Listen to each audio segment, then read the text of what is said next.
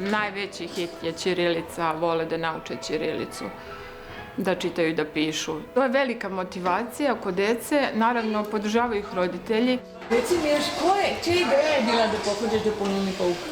Pa nisam ni znao, ali je mama rekla i meni se čini da je deda predložio. I ti se nisi baš protivio? Mislim, malo nisam znao prvo šta je i onda sam probao i sad je dobro. Maja Maleševic si je želela, da bi njena hčerka bila del organiziranega učenja. Zato, ker je to meni osebno zelo manjkalo. Manjkala mi je pisava, manjkala mi je zgodovina jezika, manjkala mi je v bistvu tudi sama književnost. Želim, da zna jezik svojih prednikov, ki ga zna že seveda govorno, zato ker ga doma govori z očetom, z mano govori slovensko že od rojstva.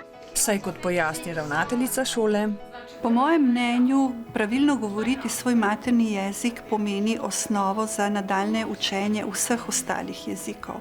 Če ti govoriš žlahtno svoj materni jezik, če poznaš slovnična pravila, če imaš bogat besednjak, potem imaš osnovno mrežo, v katero vpenjaš vse ostale jezike,